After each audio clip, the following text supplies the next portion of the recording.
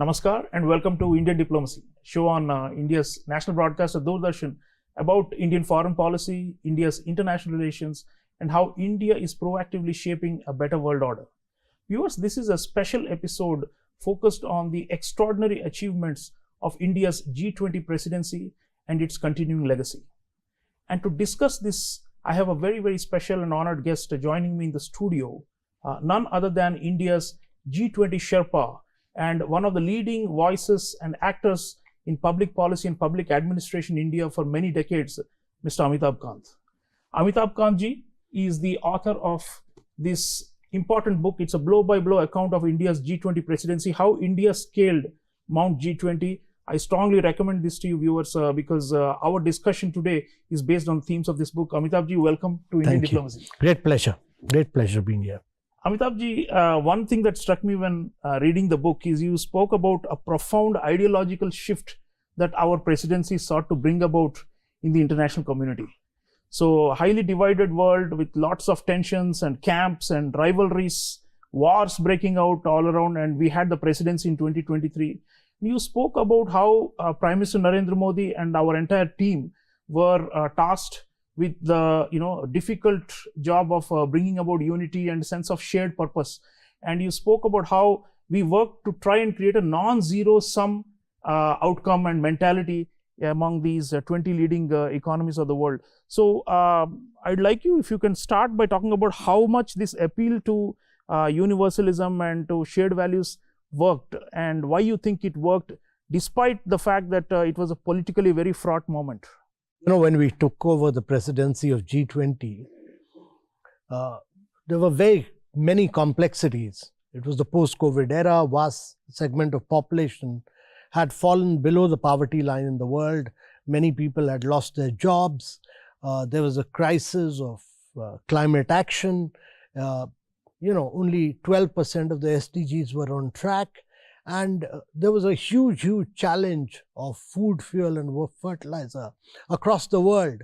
That was largely because of a major conflict which was on for over about a year and a half then. And the challenge for India was to bring all countries together. A multilateral forum works only when you are able to arrive at a consensus on all key issues. And the challenge for India was to bring G7, Global South, China, Russia, Saudi, Turkey all together and bring a consensus on all key issues confronting the world. That was a huge challenge at that point of time. But the Prime Minister wanted us to be very ambitious, very decisive, very inclusive and very forward-looking. And therefore, we pushed for an ambitious agenda. And he was also of the view that normally G20s are held in 1 or 2 cities. He said hold them in all states and union territories of India. So imagine hosting about 230 odd events in all states and union territories of India. The challenge of logistics was immense. We came out with flying colors.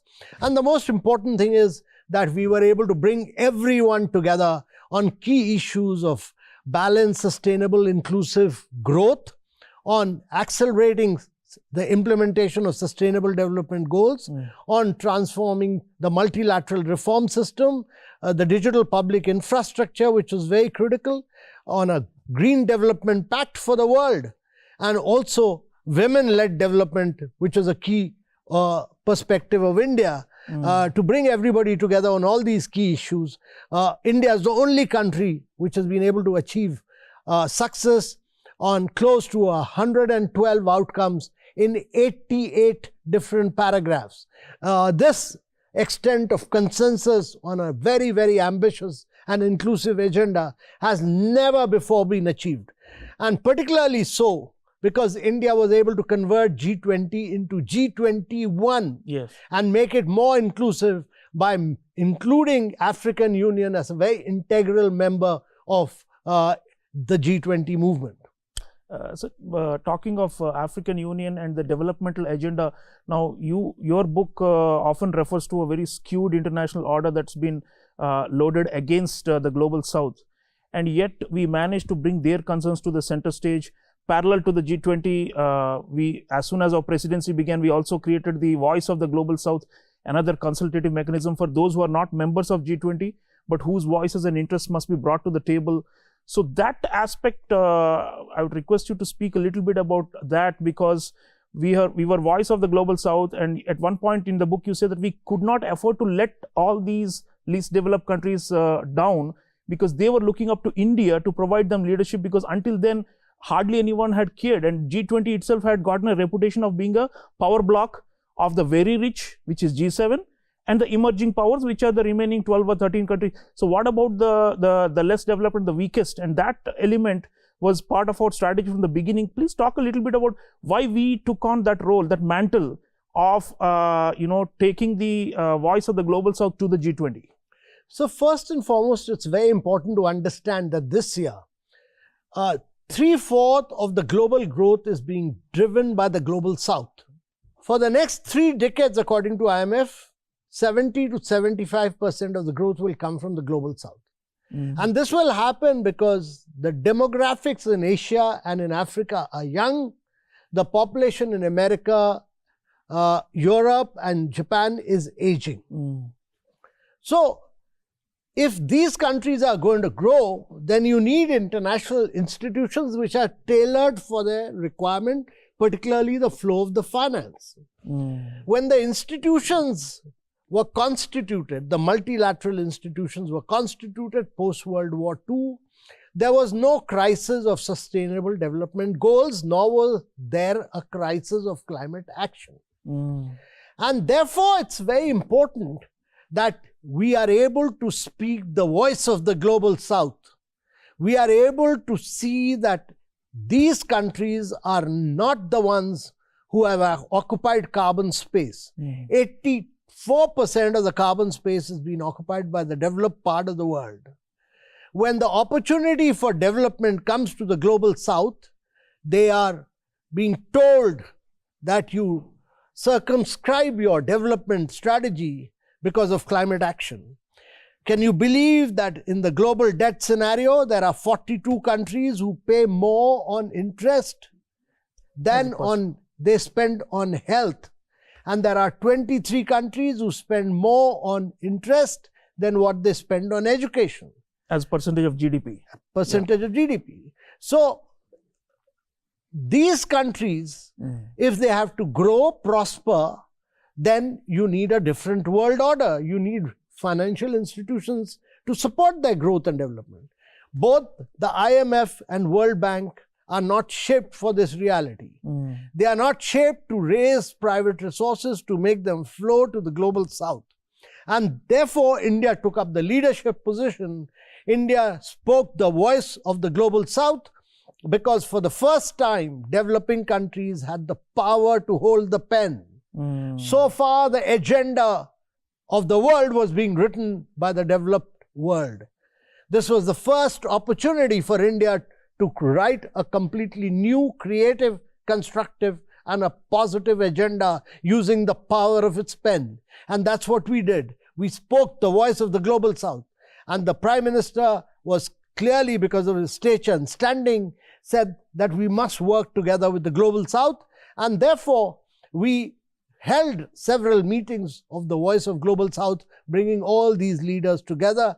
And I think, to the great credit of India, I must say that if you read the G20 final New Delhi Leaders Declaration, that is a declaration which is almost speaking the voice of the Global South.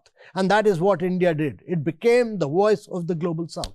Absolutely. And it was a decisive turn, probably also because multilateral institutions had not really paid heed to their concerns, and we finally managed to bring them. And I suppose that process is now continuing, because once the New Delhi Leaders Declaration incorporated all these unique features for the Global South, it now became institutionalized. So that's a great achievement.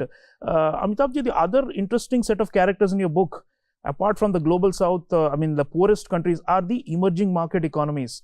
And you spoke about the coalitions that we build with a lot of these countries. You spoke about Brazil, South Africa, Turkey, Mexico, Argentina, Saudi Arabia, Indonesia. So this set of countries, which are of course also in G20, but are not as rich as the G7 countries or the most advanced, You have spoken about how there was a close unity of ranks among all of them and on most subjects.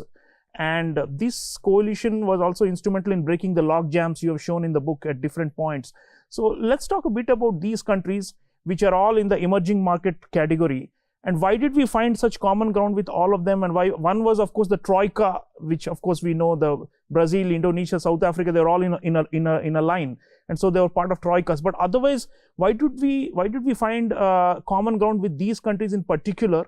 And what is it about the similar levels of development and the similar types of foreign policies you saw with these countries that aligned with India so much during our presidencies?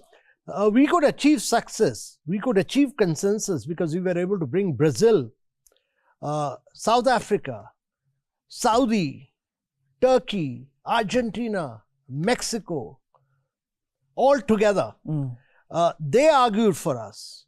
We put them all together. And once in a grouping of 20, if about 12 countries are with you, then all emerging markets worked for India. Otherwise, we would not have been able to achieve consensus on such critical issues. And that is why, even on the geopolitical issue, where the United Nations had failed, where the Security Council had failed, all multilateral institutions had failed, India was able to arrive at a final declaration. It took us 300 hours of negotiation. It took us 250 bilaterals. 16 drafts failed. But we could succeed finally because all these other emerging markets stood with us and said that we want the world to grow with consensus. We want growth, but we also want peace. We want territorial integrity and political sovereignty, but we want progress on all the developmental agenda which India was pushing for. And that is what yielded us result. And it's very important. It's a lesson for all of us that in future, whether it's climate or any other issue, when we negotiate, India must be able to bring all the countries of the global south together. That gives you the power, that gives you the authority, that gives you the energy, the vibrancy and the dynamism to be the leader of the global south. Absolutely. So, Amitabh, so far we spoke about the major structural dynamics, but I want to go to some of the key personalities that you also highlighted in the book. Prime Minister Narendra Modi, of course, the entire G20, the way we accomplished everything had his hands, and he was the one pushing for this amazing outcome, and that is of course recorded, well recorded. You also spoke about External Affairs Minister Dr. Subramaniam Jaishankar and how he also came in at different junctures to overcome deadlock.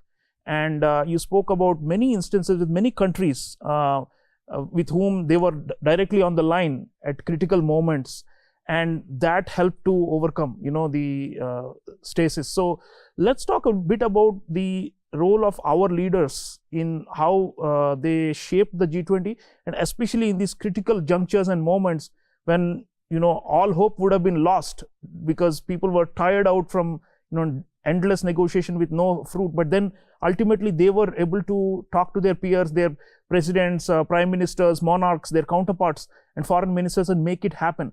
So that personal chemistry of our leaders, which is a kind of intangible social capital that they have, that they really utilized to the hilt during the G20 presidency, isn't it? And how crucial was that factor, and what does it tell us about India's stature in the world as a whole? You would have realized it during our presidency that prime minister's call to a president or a fellow prime minister would have meant so much, and that just shows our stature. So I'd like you to talk about our stature as it was reflected through the personal chemistry of our leaders. First of all, it's very important to say that India's stature and standing has gone up enormously because of the leadership of the Prime Minister. I was only his Sherpa, and therefore I was acting on his behalf. Now, the Prime Minister's standing is very, very substantial. But more important than that is the fact that India has grown at rapid rates in the last few years. Its growth, its building up of infrastructure, its digital public infrastructure that it has built up, the technological quantum jumping that it has done, its ability to have provided houses for 40 million citizens, its ability to provide toilets to about 130 million people, to have provided piped water connection to 253 million citizens and to have built 88,000 kilometers of roads. All this adds to the stature and standing of the country. And to my mind, the great thing was that Prime Minister himself had a personal equation and a standing with all the leaders of the world. And even before we started the final round of Sherpa negotiations, he'd gone for the ASEAN meeting, and he'd gone earlier to the United States and many other places. So his stature and standing and his ability to have a personal equation with all the top leaders of the world mattered really and greatly to my mind. And secondly, I fully utilized that stature and standing to be able to get a consensus on all critical issues concerning the world. I used that to full advantage, and if it wasn't for that, we would not have achieved a consensus on the geopolitical para. Secondly, Mr. Jaishankar, he's a very dynamic minister with great foresight, with great vision, and every time I ran into a challenge, I fell back on him. I could always consult him. I could get his advice, his guidance at critical moments. And when we were negotiating the geopolitical para at one point of time, we were facing a challenge with Russia, which wanted a line on the sanctions, and which was not possible because speaking against the sanction would have meant that G7 would not have agreed. I consulted him, and he advised me on the strategy to be adopted. And I tell you that paid off very rich dividends, and that's how we were able to get Russia on board. And finally, we had to get United States and China on board, all of them. I was constantly taking his advice and guidance. He's been a very distinguished senior of mine, and I've greatly benefited from his inputs and foresight and vision. Amitabh-ji, there were also the unsung heroes or the lesser known figures you have highlighted in the book. Our team, not just your core team, but hundreds and hundreds of you had so many consultants, researchers, people who are organizing all the events across the country. Millions of people were involved in this. Now that force, and at one point in the book you say that they could actually bring out technically dense subjects to the table, and we went much better prepared. Generally, developing countries, as you know, in most of the multilateral institutions, we lack capacity, and we often go with one or two lawyers, and the Americans and the Chinese bring 50 or 100, right? So this time when we were hosting 2023, you showed that we actually had a strong intellectual base, and specialists on every topic who were feeding into the main process. Let's talk a bit about what that showed to the world as of India's capabilities and capacities. These your bureaucrats and technicians and specialists and experts and organizers. So first, there's no substitute for professionalism. There is no substitute for relentless hard work. And that would mean that you should be able to go back into history and say what stand has been taken by different countries in different multilateral forums at what point of time, and actually argue it out. Thirdly, you have to be bold, gutsy, courageous. And fourthly, be always optimistic. Never lose optimism. And lastly, build up a very strong team. And to my mind, the team that was built up in the G20 Secretariat, comprising of various colleagues of mine, was really an outstanding team. Many people came from outside. They all worked together as a team. And the credit for all this goes to the team which actually delivered this G20. So now that the presidency is over, Amitabh-ji, I'd like you to take you to the present. You're still our Sherpa, and you're still participating in all the sessions leading up to the coming summits. So here, what is our legacy? You have listed many substantive legacies, and we've already spoken about some of them.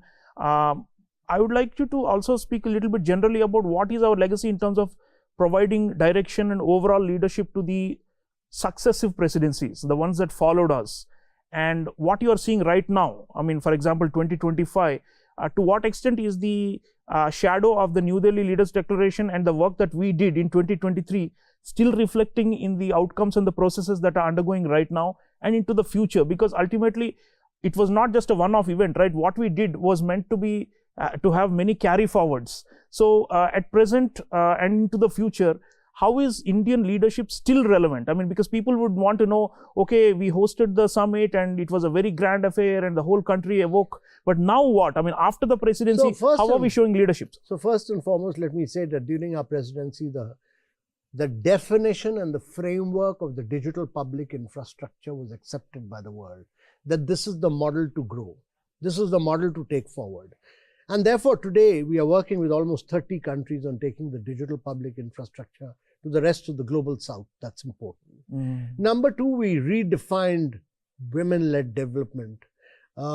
This was the most ambitious para written in any multilateral forum, very distinct from gender equality. And to be able to bring every country together, from Saudi to Turkey to China, together on all this, was a very, very ambitious task for India, which is now being taken forward in the global agenda. Number three, to my mind, we've given a very, very major push to the transformation of multilateral institutions, thanks to the leadership of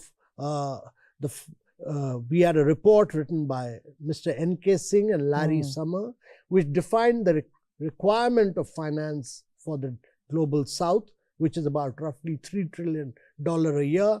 Just for climate, sir, or generally? Climate and sustainable development goals, both. 1.8 trillion for climate, 1.2 trillion for SDG goals. So that definition came in, and the multilateral institutions were tasked to raise those resources using private instruments and mobilizing many more private funds, which to my mind was a path-breaking moment. And fourthly, this huge focus on a green development agenda, that we will triple our renewable energy, we will double our energy efficiency, and we push for the biofuel alliance. And on the sidelines of the G20, if it wasn't for India, the next COP and the subsequent COPs would have all failed. The ambitious agenda was set by the G20 leaders here, and that could be taken forward. So that, to my mind, was very critical. We also brought center stage the critical issues of balanced and sustainable growth. We brought forward the task of rapid acceleration in implementation of SDG goals. But more than anything else, we made sure that African Union became a member of G20 under the leadership of our Prime Minister. Absolutely. Last point, Amitabh ji, you have also mentioned this in the book somewhere about our domestic strengths and our vastly improved governance, and how that has also increased our respect in the G20 and the international community. And I am reminded of Mahatma Gandhi's famous quote that, "Be the change you want to see in the world." So India is changing, isn't it? And the bigger picture takeaway from how India scaled Mount G20 for me as a reader was that India has changed, and therefore it is being taken more seriously, and therefore its leadership has higher weight. And whatever our Prime Minister says or our Sherpa says has more weight because of that reason. So you have, for a long time in your career, worked in domestic public policy matters in India, and you have seen the governance changes and improvements. Last word on that, and what should the world how should the world look at India in this context, that India is changing and therefore it needs to be taken more seriously? So the important thing is that, we are a large economy of $4 trillion. We last year grew at about 8.2%. Our ambition is to be a $30 trillion plus economy by the time we become 100 in 2047. There are tough challenges for India because of geopolitics.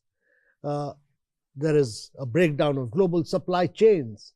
There are new forces of production, artificial intelligence, quantum computing emerging. But this is a huge opportunity for India, to my mind. Huge opportunity to accelerate the pace of its growth at high rates for the next 3 decades, and to be able to transform the lives of vast segments of our population. And I think what we had achieved in the last decade under the leadership of the Prime Minister had inspired and motivated a lot of people. And the stature and standing of India had gone up very, very substantially. And that greatly helped us during our G20 presidency. There was positivity, there was optimism, there was confidence, and there was a perspective that India would provide good leadership, which would be fair, just, and ambitious and inclusive. And that is what India did. right? Viewers, this very enriching discussion with our G20 Sherpa Amitabh Kant, where he's talking about positivity in a time of despair and turmoil. Just think about it. I mean, just the audacity of hope, as one former US president wrote a book. This is exactly what we brought to the table, an audacity of hope.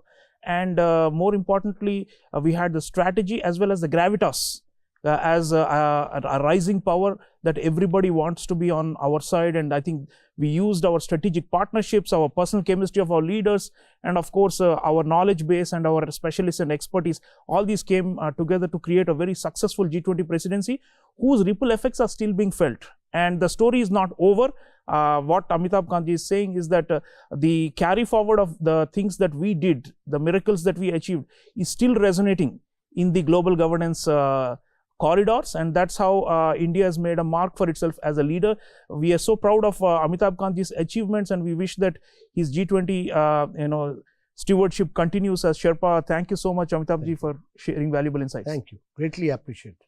Viewers, this is Amitabh Kant's new book. Do read it. We spoke about it in the show. We have whetted your appetite a bit about the book. There's a lot more in it from Rupa Publications, How India Scaled Mount G20. Do read it and do share your feedback. And the story, as I said, is not over. It is a continuing saga of India's rise on the world stage and in the multilateral arenas. And this is going to shape and remake the emerging world order. Thank you for watching. I'll see you again next time. Until then, take care.